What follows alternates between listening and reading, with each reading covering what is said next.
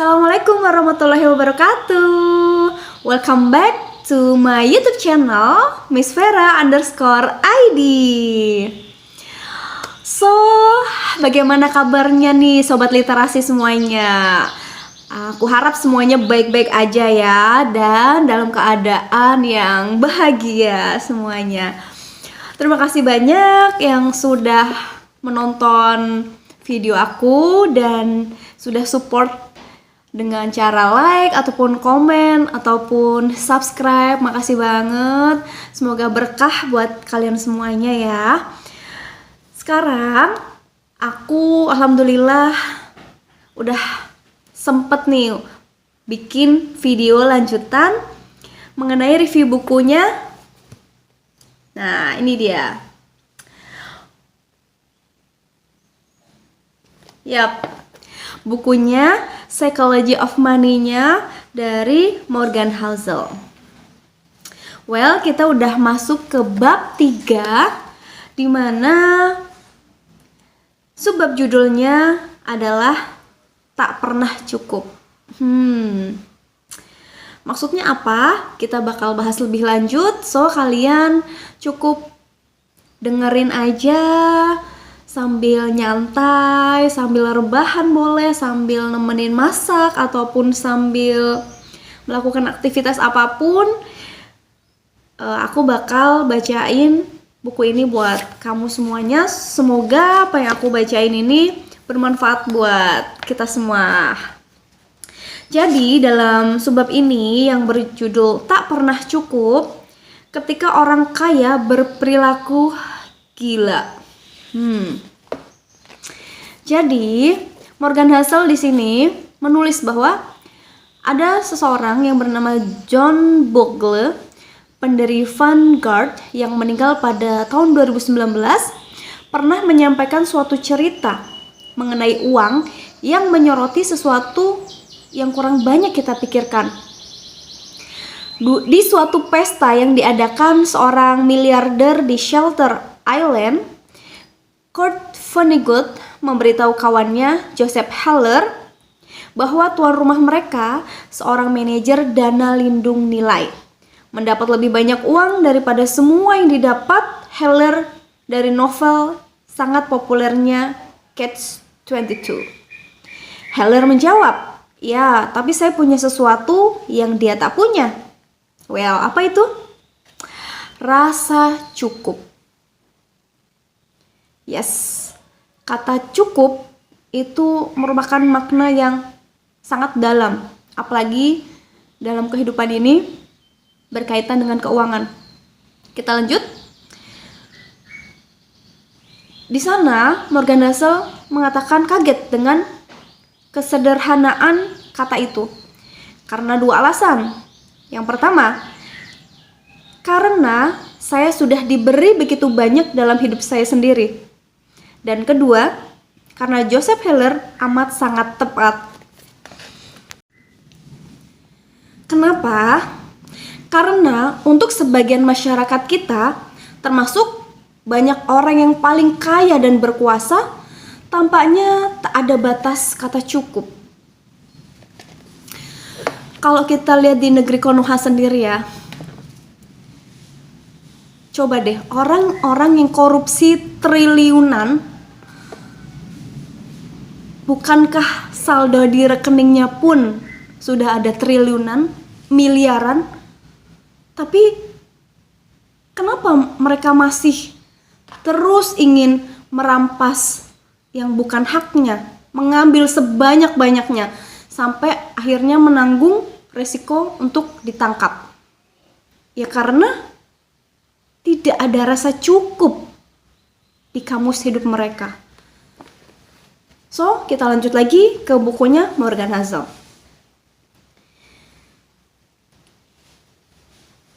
Dia mengatakan akan menawarkan 2 contoh bahayanya tidak memiliki rasa cukup dan apa yang bisa diajarkan contoh-contoh itu.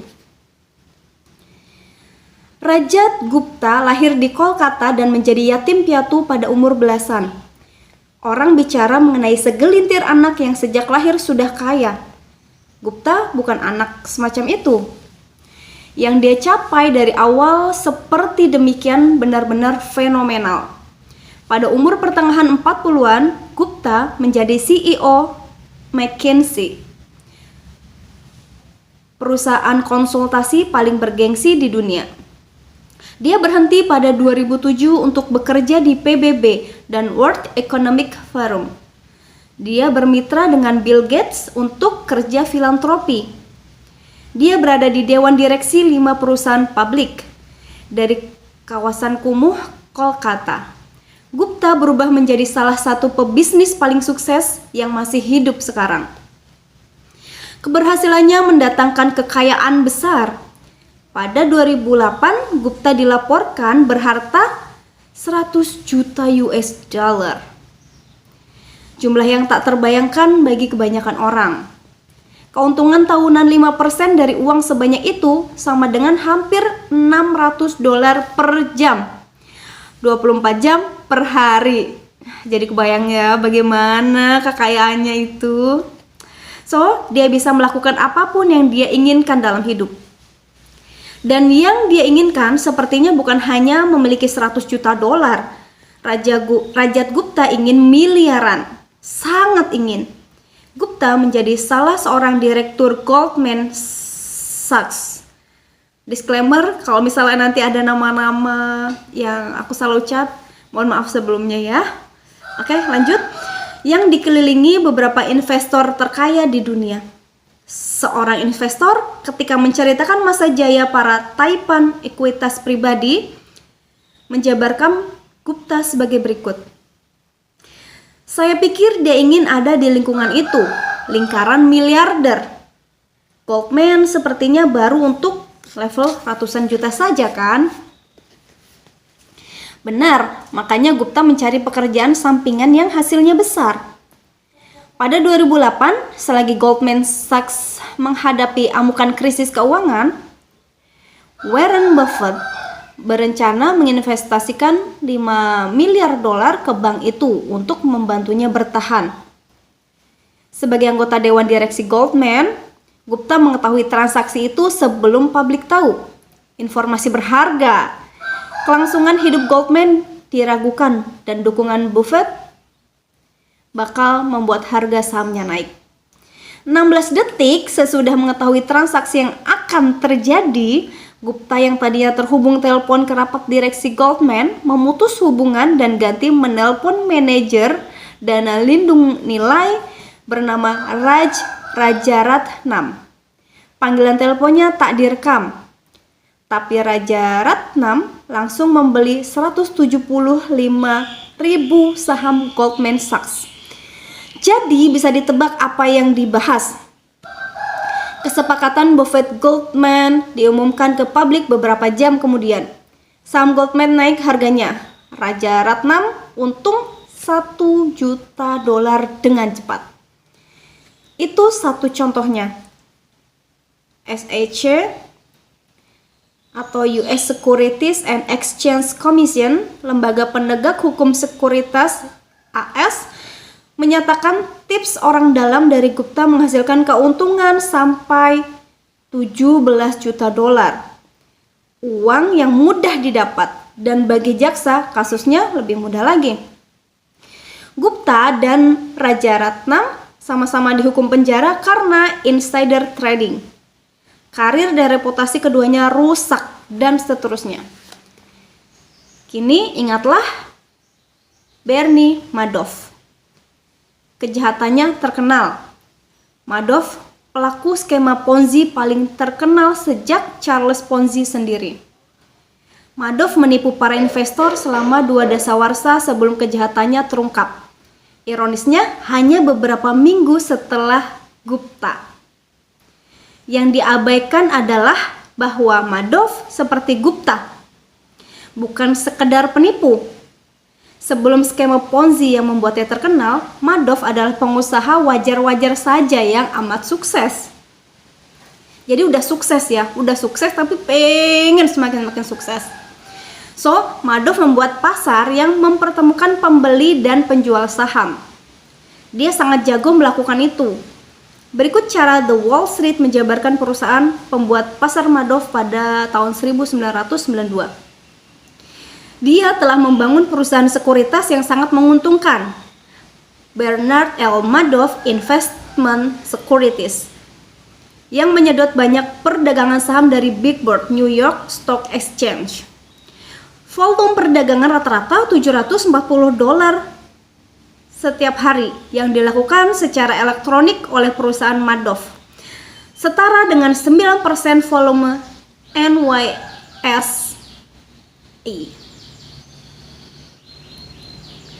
Perusahaan Mr. Madoff bisa melakukan jual beli begitu cepat dan murah sehingga bisa membayar perusahaan pialang lain 1 penny per saham untuk melaksanakan perintah konsumen, sambil mendapat laba dari selisih harga penawaran dan permintaan sebagian besar saham yang diperjualbelikan. Itu bukan tulisan jurnalis yang keliru menjabarkan penipuan yang belum ketahuan. Bisnis penyediaan pasar Madoff itu sah. Seorang mantan staf berkata bahwa cabang penyediaan pasar di bisnis Madoff beromset antara $25 juta dan $50 juta per tahun. Bisnis sah Bernie Madoff yang bukan tipu-tipu jelas sangat berhasil. Dia sangat kaya karenanya, secara halal. Namun, tetap saja Madoff kemudian menipu. Pertanyaan yang kita harusnya ajukan ke Gupta dan Madoff adalah, mengapa orang yang sudah punya ratusan juta dolar masih ingin uang yang lebih banyak sampai-sampai mengambil resiko untuk mengejar lebih banyak? Kejahatan yang dilakukan orang kepepet itu satu hal. Seorang penipu Nigeria pernah memberitahu The New York Times bahwa dia merasa bersalah karena menyakiti orang lain. Tapi kemiskinan akan membuat kita tak merasa sakit. Gupta dan Madoff melakukan sesuatu yang berbeda. Mereka sudah punya semuanya. Kekayaan tak terbayangkan, prestis, kekuasaan, kebebasan. Mereka kemudian membuang itu semua karena ingin lebih. Mereka tak tahu kapan harus berkata cukup. Mereka contoh ekstrim. Namun ada versi perilaku itu yang tidak kriminal. Dana lindung nilai long term capital management memperkerjakan para trader yang masing-masing berharta puluhan dan ratusan juta dolar. Sebagian besar kekayaan mereka diinvestasikan di dana lindung nilai itu sendiri. Kemudian mereka mengambil resiko sangat besar demi mengejar lebih banyak sampai mereka kehilangan segalanya. Pada tahun 1998, di tengah pasar bullish terbesar dan ekonomi terkuat dalam sejarah, Warren Buffett belakangan berkata, untuk mencari uang yang mereka tak miliki dan butuhkan, mereka mempertaruhkan apa yang mereka miliki dan butuhkan. Itu bodoh. Benar-benar bodoh. Jika Anda mempertaruhkan sesuatu yang penting bagi Anda untuk sesuatu yang tak penting bagi Anda, itu tak masuk akal. Tak ada alasan untuk mempertaruhkan sesuatu yang Anda miliki dan butuhkan demi apa yang tak Anda miliki dan tak Anda butuhkan.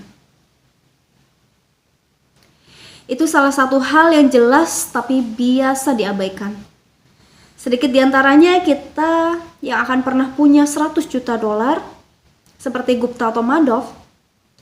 Namun sebagian pembaca buku ini pada suatu saat dalam hidupnya akan mendapatkan gaji atau punya sejumlah uang yang cukup mendapatkan semua hal masuk akal yang mereka butuhkan dan banyak yang mereka inginkan.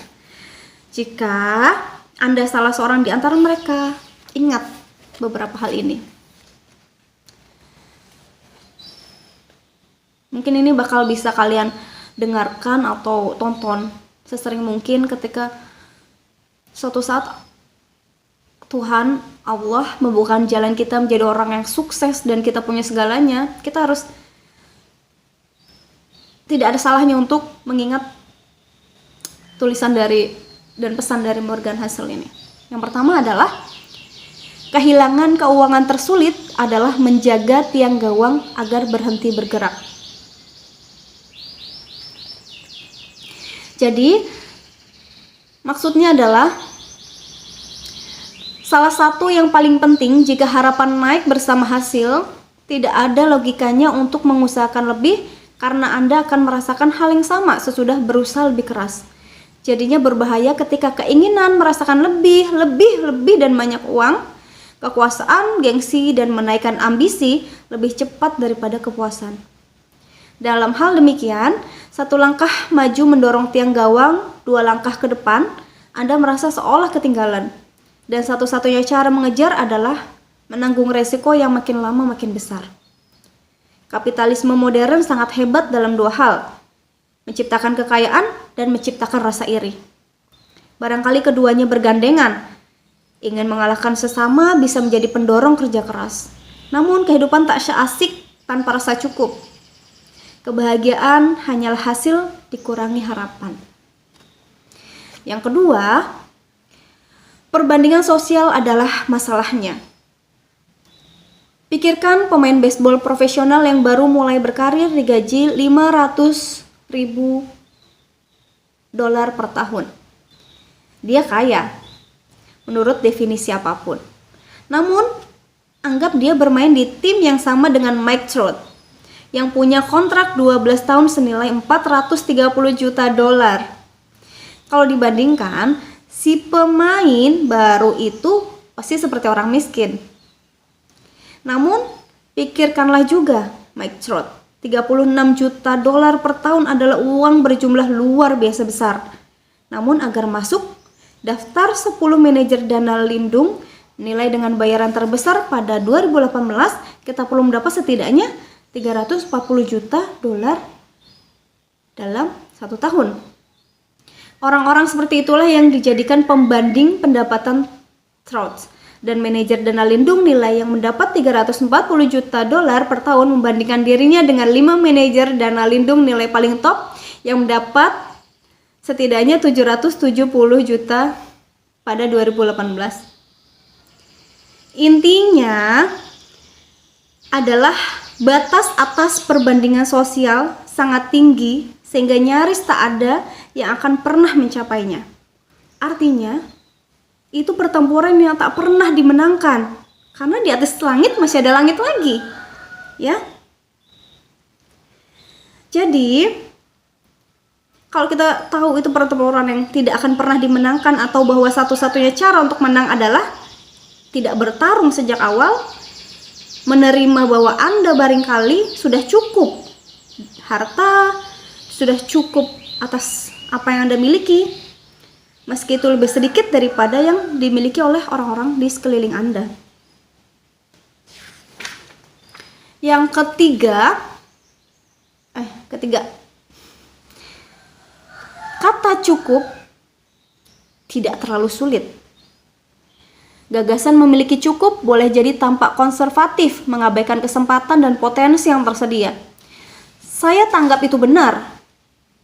Cukup adalah menyadari bahwa yang sebaliknya, nafsu menginginkan lebih yang tak puas-puas, akan mendorong Anda ke titik penyesalan. Satu-satunya cara untuk mengetahui beberapa banyak makanan yang Anda bisa makan adalah makan terus sampai muntah. Hanya sedikit yang mencobanya karena muntah lebih sakit daripada menikmati makanan. Karena suatu alasan, logika yang sama tak dipakai di bisnis dan investasi. Dan banyak yang hanya akan berhenti mencari lebih banyak ketika mereka dipaksa berhenti. Itu bisa berupa sekedar kelelahan bekerja atau alokasi investasi beresiko yang tak bisa dikelola. Di ujung lain ada Raja Gupta dan Bernie Madoff yang mencuri karena menganggap tiap dolar layak dikejar apapun konsekuensinya. Apapun itu, ketidakmampuan menolak mengejar potensi uang akhirnya akan merepotkan Anda sendiri. Yang keempat, yang terakhir, ingatlah bahwa ada banyak hal yang tak pernah layak diusahakan dengan menanggung resiko, apapun potensi keuntungannya. Sesudah bebas dari penjara, Raja Gupta memberitahu The New York Times bahwa dia sudah mendapat pelajaran. Menurutnya, jangan terlalu terikat ke apapun, maupun reputasi, prestasi, atau apapun. Saya pikir sekarang, pentingkah? Oke, urusan ini dengan tidak adil menghancurkan reputasi saya. Itu cuma menyusahkan kalau saya sangat terikat ke reputasi saya. Tampaknya itu pelajaran terburuk yang mungkin didapat dari pengalaman Gupta. Dan saya bayangkan itu pembenaran dari seorang yang benar-benar ingin mendapat reputasinya kembali, tapi tahu reputasinya sudah hilang untuk selamanya. Reputasi sangat berharga. Kebebasan dan kemerdekaan sangat berharga. Keluarga dan kawan, semuanya sangat berharga. Dicintai oleh orang yang Anda inginkan, mencintai Anda itu juga sangat berharga. Kebahagiaan sangat berharga, dan cara terbaik Anda menjaga hal-hal itu adalah mengetahui kapan waktunya berhenti mengambil resiko yang bisa mengancam semuanya. Mengetahui kapan cukup. Kabar baiknya adalah bahwa alat terhebat untuk membangun rasa cukup sangat sederhana dan tak memerlukan pengambilan resiko yang dapat mengancam hal-hal tadi. Dan kita akan bahas di video selanjutnya, ya. So, apa yang bisa teman-teman ambil insight, pelajaran atau hikmah dari bab 3 tadi mengenai kata cukup? Boleh sharing di kolom komentar pengalaman pribadi atau di lingkungan sekitar kamu, ya. Mungkin bisa jadi insight juga buat kita semua. Dan terima kasih banyak yang udah nonton sampai pada akhir video ini. Semoga kita semua punya rasa cukup dan rasa bersyukur di hati kita, agar kita bisa menikmati apa yang sudah kita punya dan tidak mengabaikan apa yang sudah kita miliki, sehingga nanti jatuhnya kita malah menyesal karena kita tidak menikmatinya, malah kita sibuk mengejar hal yang tidak kita butuhkan. Well, sampai di sini dulu video aku. I hope to see you again in next video. Jangan lupa like, comment, and subscribe. Thank you so much. Assalamualaikum warahmatullahi wabarakatuh.